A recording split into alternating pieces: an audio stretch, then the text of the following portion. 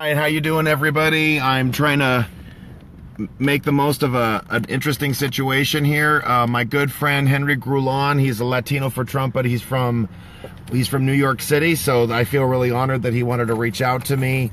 He's having technical difficulties on his side of the mountain, but you know what? It happens. Sorry if it's a little hard to see me. I wanted to make sure that I could cool off. I'm in a car. I'm kicking it in Hawthorne, California right now.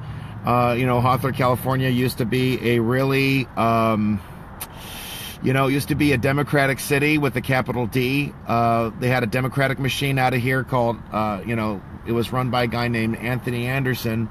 And, it was just really tough.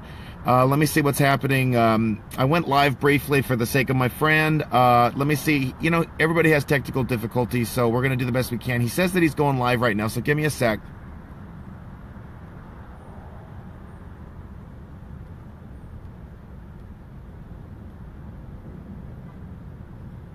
So I don't know what's happening, but here I am in Hawthorne, California. The home of the Beach Boys. Gorgeous George used to be the milkman in this town as well. Hawthorne's special for me as well because there are not one but two Republicans sitting on the city council. So I think it's just awesome what we're starting to see in California again. It's pretty fantastic. While Henry's dealing with the tech issues, it's tough. It is what it is. Let me see what's happening now. If I cut out in and out, give me a sec.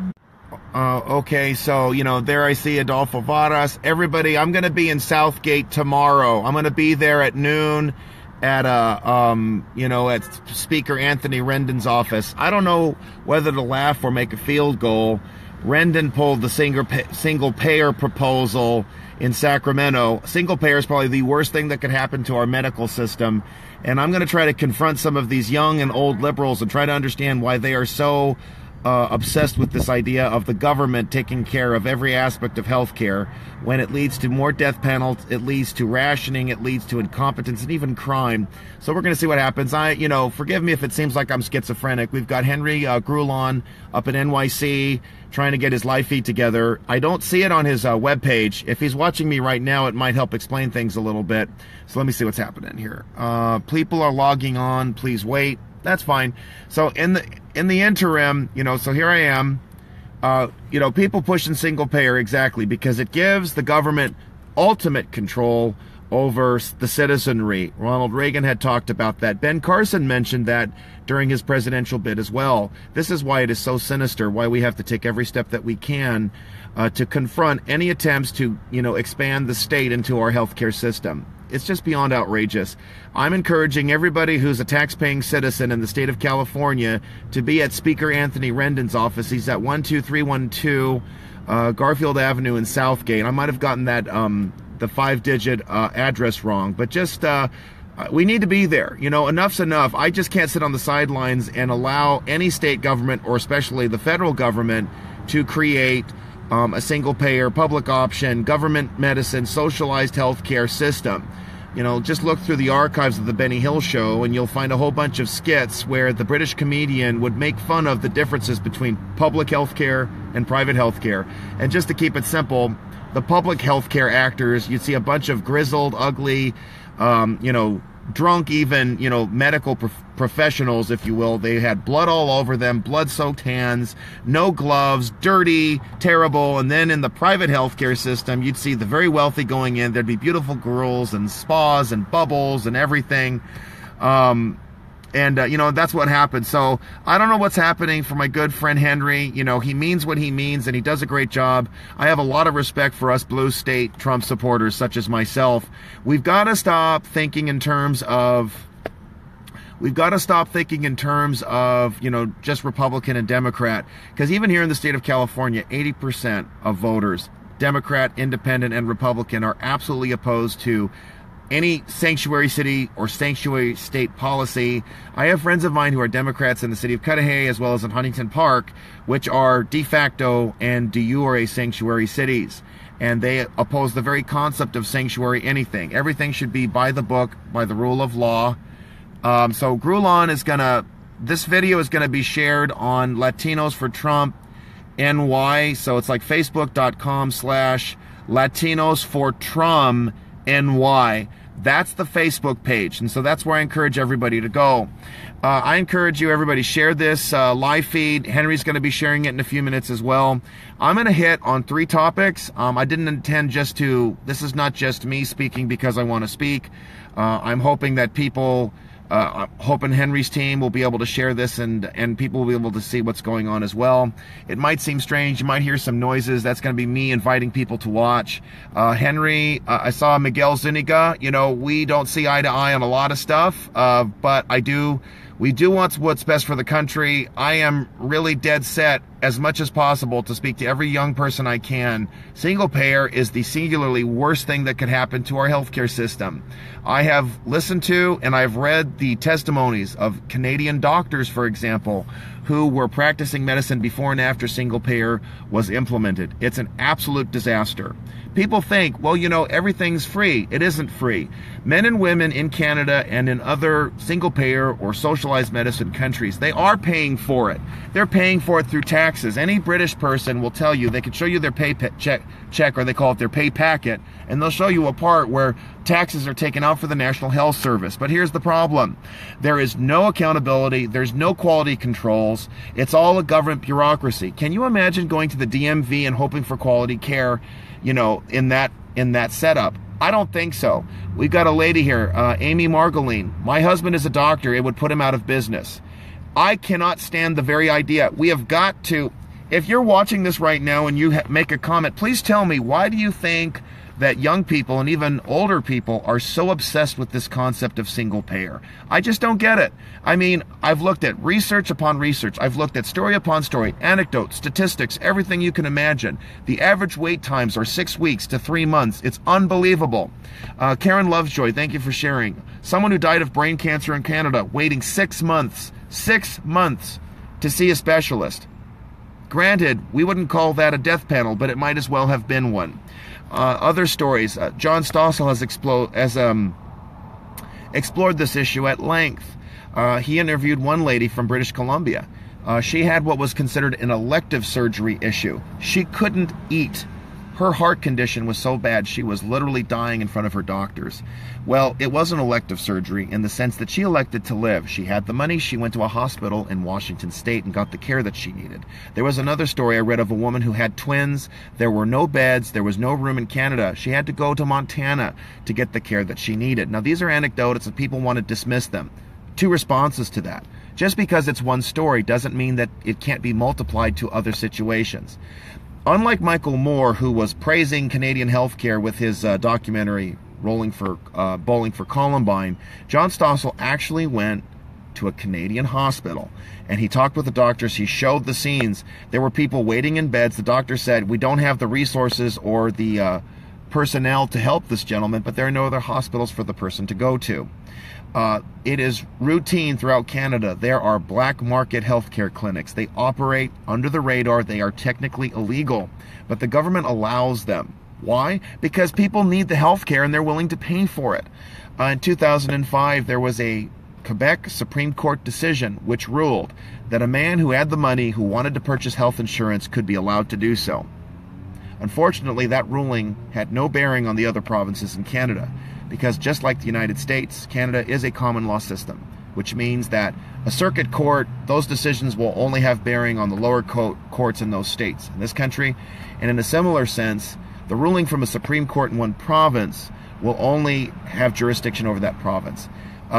In fact, many Canadians want to see the system move more towards a private or more importantly, a transactional and insurance-based system so that people who have the money can get the help they need. If you don't like what I'm saying or you find it a bit dry, I'd encourage you to look at Steven Crowder's video. He made it in 2008, I believe, but he actually went into the Canadian healthcare system himself, and he pointed out how the wait times were outrageous. He had to wait an average of 20 hours just to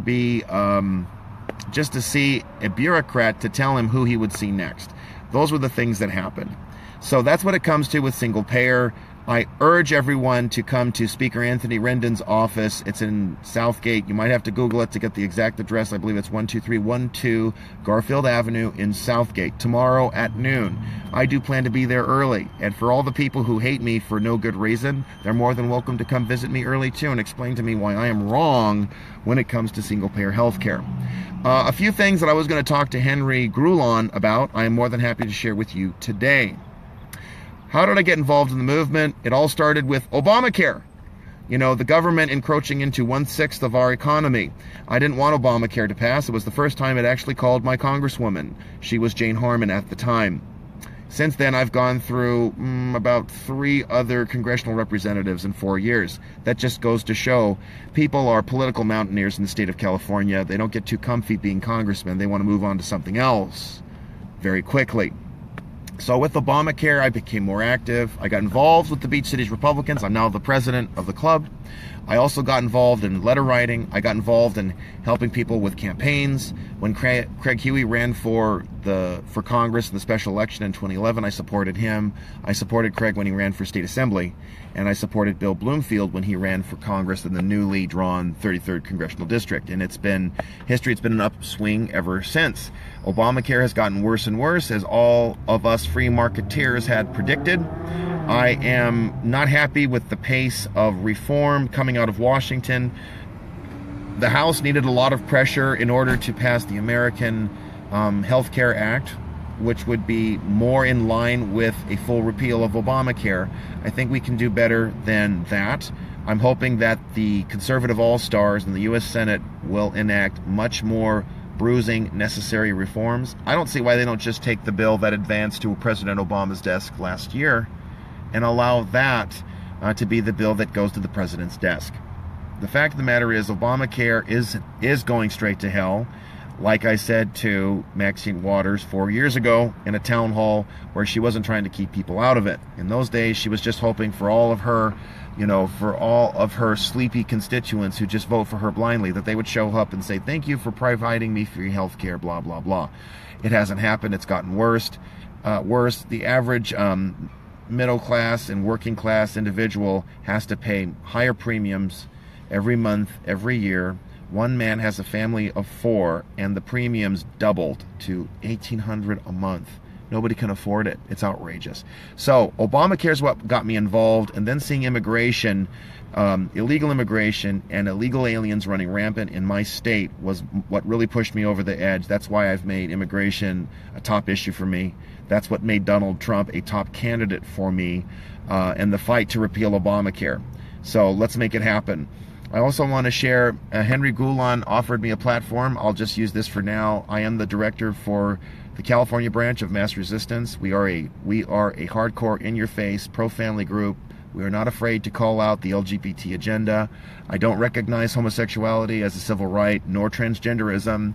Transgenderism is a mental disorder. I think it is cruel to teach children that they can change their gender like flipping a switch. I think it is wrong. We have men and women who have suffered terrible pain. They struggle with same-sex attraction, or they think that they are now gay, lesbian, or even bisexual. I don't believe in shaming anybody, but I do believe in telling people the truth. The truth sets people free. I am militantly opposed to the attacks on the First Amendment, which all occur under the guise of non-discrimination. We've seen churches, charities, small businesses under attack because they won't cater a same-sex wedding, or because they won't accommodate transgenderism. They use a certain pronoun based on a person's biological traits. Gender is not a matter of the mind or the heart, it's a matter of the body. It's as clear as the genetics in our DNA. I learned recently that there are 9,000 chromosomal markers which determine male and female. In my view, I think we should have a boys' day and a girls' day, just like in Japan. We should teach boys to be happy to be boys, and teach girls to be happy to be girls, and be proud of the differences that they have. Vive la différence. I'm very disturbed about the attack on marriage. That is a fundamental aspect of our culture, and we need to have the courage to speak out against it. I'm happy to report that I'm not the only one. There was a family in South Orange County which reached out to me after they learned that the local middle school was allowing kids to participate in a quote-unquote gay straight alliance club, which was providing explicit materials And the parents didn't have to be notified about it. But these parents took action. They challenged the school district's leadership at that school. And now policies are going to be enacted. There won't be a Gay Straight Alliance Club at that middle school. This is an agenda that targets kids. And it keeps adults in the dark. It keeps them stuck in delusion. It has to stop. We have to have the courage to speak for truth, to stand for truth. It isn't about hate. There are gay Trump supporters that I have worked with, that I have been able to rally with to support our president. Many of them, whatever their private behaviors may be, they support freedom of speech, freedom of religion. They're not in line with the aggressive, cultural, Marxist, LGBT agenda. I don't back down from speaking the truth, though. And a lot of pro-family groups, Christians, churches, charities, pro-family groups just don't want to get to the core of it. Homosexuality is not something you're born with. It's something that you can be set free from. It is not something to be ashamed of, whatever your feelings may be. The truth sets us free. And that's what I believe in, you know, just as much as I believe that it's the grace of God that teaches us to live godly lives. Condemning people doesn't. And all of this needs to come together. The latest video that I uploaded, I followed a PBS documentary for about 30 minutes. It was about a former Miss America beauty queen named Anita Bryant. And she stood up to an offensive non-discrimination ordinance that was enacted in Miami-Dade County in 1977. She, the Christian Coalition, they led the fight. 70% of Miami-Dade County residents voted down that ordinance. But what happened after that was that the gay lobby targeted the Florida Citrus Company because Miss Bryant was the spokeswoman for the orange juice for the brand. And they targeted it and said, we're not going to buy the product anymore. And the company eventually didn't renew the contract. What people have to understand in the pro-family movement, this is a fight that needs to continue. More importantly, we need to teach people the truth. It is a sexual preference. It's not a sexual identity. It's not about shame. It's about truth. We want to protect kids and we want to help adults as well. The people that I'm the most angry at are the politicians and the enabling SJW quote-unquote social justice warriors and the corporate sponsors behind them. Those are the ones that we have to challenge. Those are the ones we have to go after. It is an honor to be a part of Mass Resistance. I am the California director. Mass Resistance has groups in Pennsylvania, in Maryland, in Rhode Island, in Ohio. The Missouri Mass Resistance community are very strong. They were able to target the St. Louis School Board and get rid of these corrupt, accommodating school board trustees who wanted to advance a very aggressive and explicit sex ed program, which was actually a sexuality ed program, a lot like what the San Diego Unified School District was trying to do.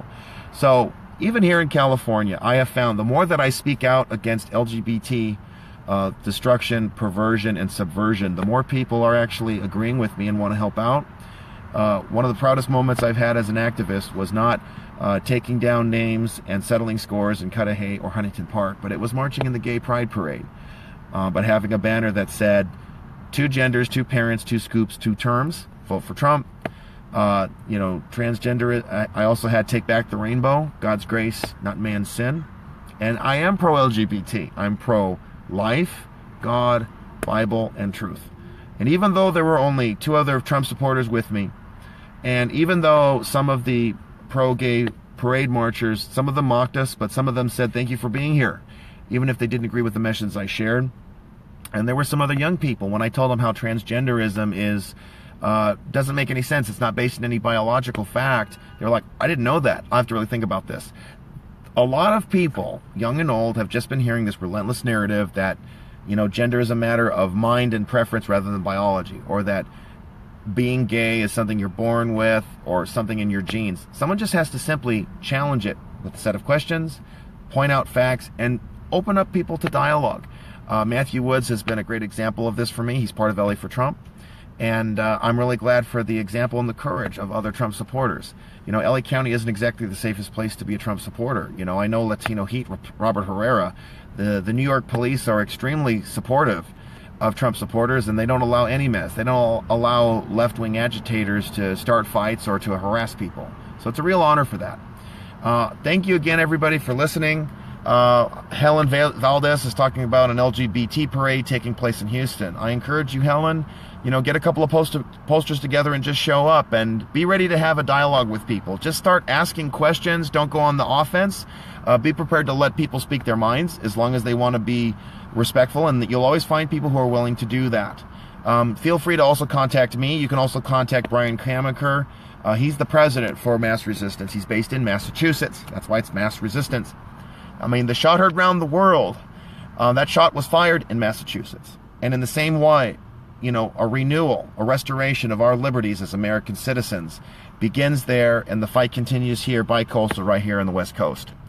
So there we are. Last thing I want to wrap up with, I was honored to join with 80 other proud Americans, patriots, Trump supporters. We took on Maxine Waters in her own town hall in Gardena. She didn't have the crowds many had expected. In fact, I felt in some ways we were on parity, if not outnumbering her sycophants who were allowed to go into the town hall. I was not allowed to go in, even though I had registered for the event the second day it was announced. Talk about discrimination. It just goes to show, however, that Maxine Waters, aka the crazy black lady, is terrified of us.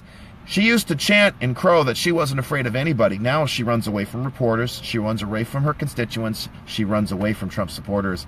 And we held her hostage, essentially, for 20 minutes. She didn't want to exit. She didn't want to have to deal with angry Trump supporters who shouted her down and booed her for all the hateful lies that she has continued to peddle. She was still handing out those same handouts, claiming that Donald Trump was somehow a puppet of Putin and in league with the Kremlin. There's no evidence for this. None. It's been debunked thoroughly. But this woman is still peddling this nonsense. It's absolutely crazy. But we had the last laugh. We drowned out her lies, and we stumped, and we stood for the truth. So those are the three things that I wanted to talk with Henry Grulon about. Things may not work out, but I know my technology works very well. I pray Godspeed for some of the Trump supporters. There's a team of them in Cudahy right now.